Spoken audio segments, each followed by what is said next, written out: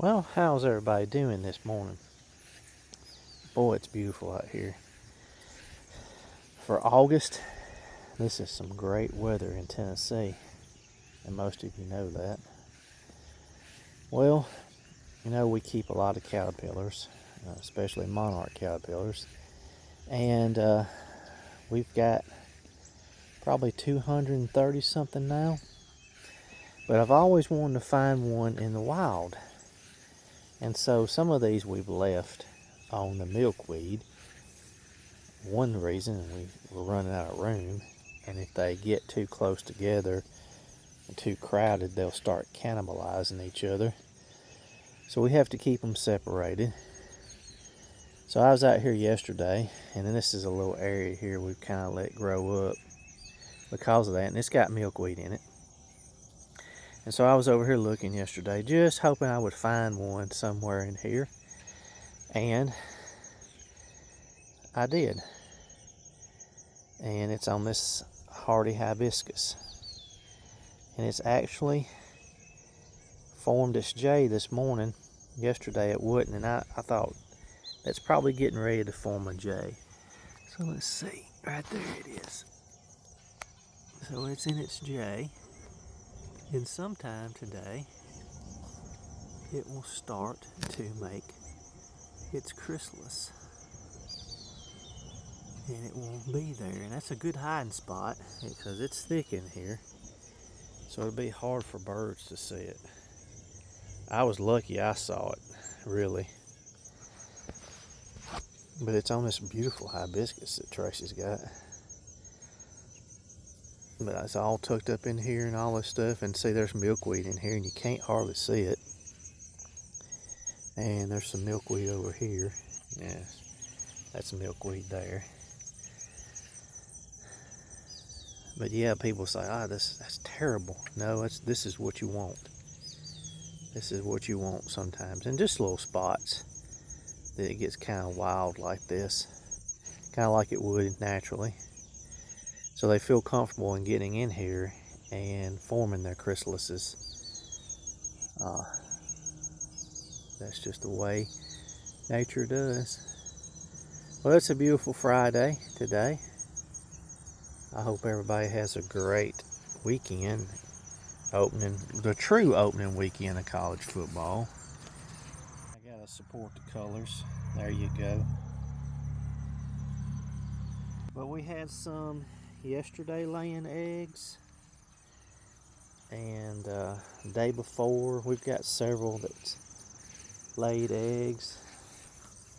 I didn't see any on this milkweed, and I didn't see any on this milkweed. And there's some milkweed in here too. You see it right here mixed in all that right there. There's some right there. I didn't see on that, but there's several eggs on other stuff. We'll go over here and check these other caterpillars. The gold fritillaries and the variegated fritillaries. We actually found a variegated fritillary chrysalis, and I accidentally harvested it or got it when I was collecting milkweed. I didn't see it, and it was on there, but there's several on here. Still, they're getting bigger. There's a Gulf fritillary caterpillar just munching away. And they've eat this pretty good, but the good thing about this plant is that it will come back fast. It does not hurt it. These things like this are used to being eaten, so they've adapted to growing fast. Milkweed's the same way. These things are used to being eaten. There's another one hiding in there. There's some more.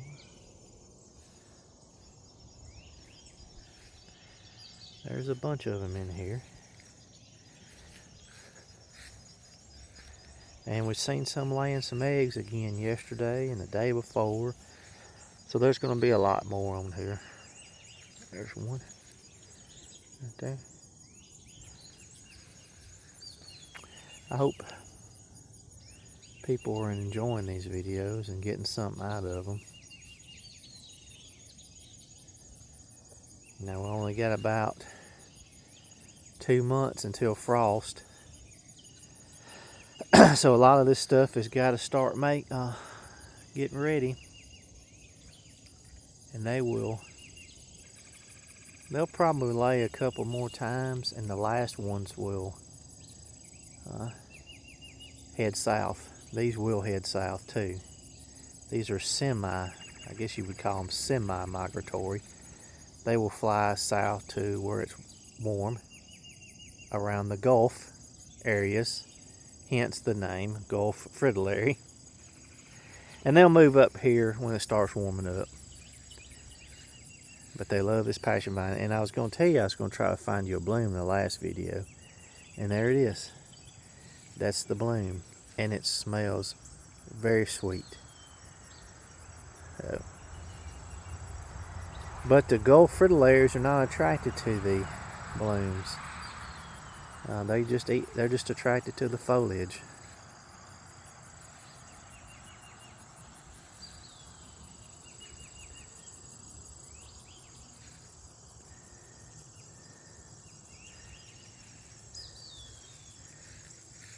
Not many butterflies out yet today. They'll be out later.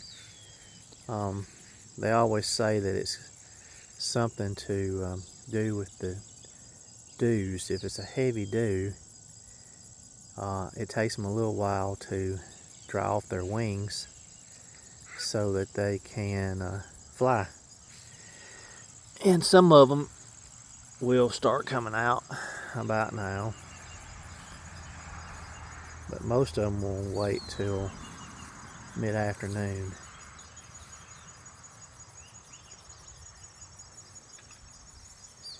And it's alive out here.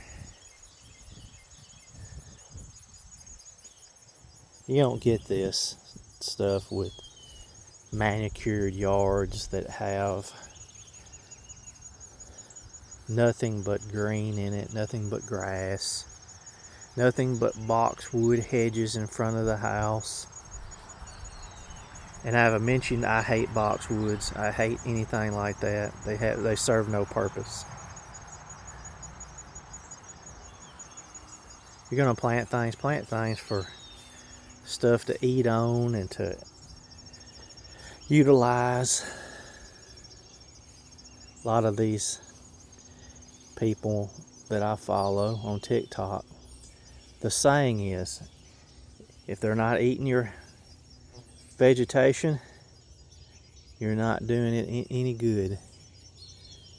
Oh, wow, that almost landed on me.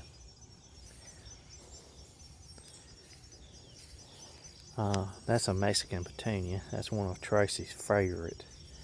The bad thing about Mexican petunia is it will spread like crazy. So you have to really control it.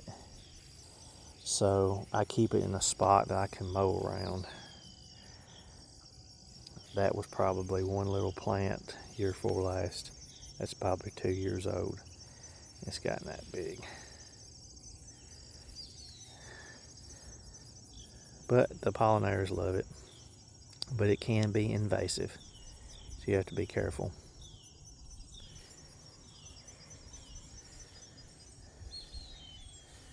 Let's go see.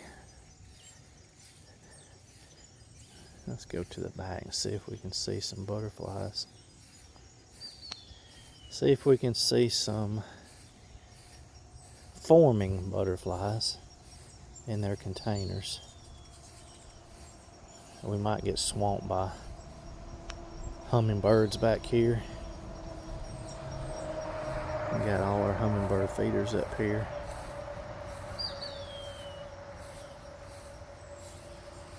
And we have a ton of them too.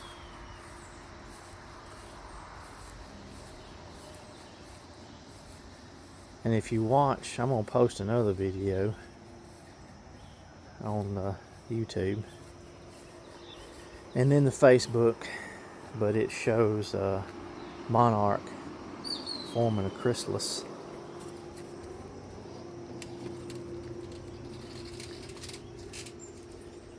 Let's see here. There's some of them in chrysalis there. And there's more.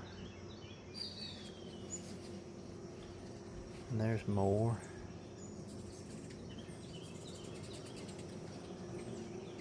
There's more. These are hard to see here. There's several in there. Supposed to have been 74 of them in this one right here. And then we got some little emergency ones. We did. Tracy went and got some of these dog houses. Little dog carriers. And we've got a bunch in there. Oh, sorry about that. Several in there. Like I said, it's probably over 200 of them. Right here. That's mad at me.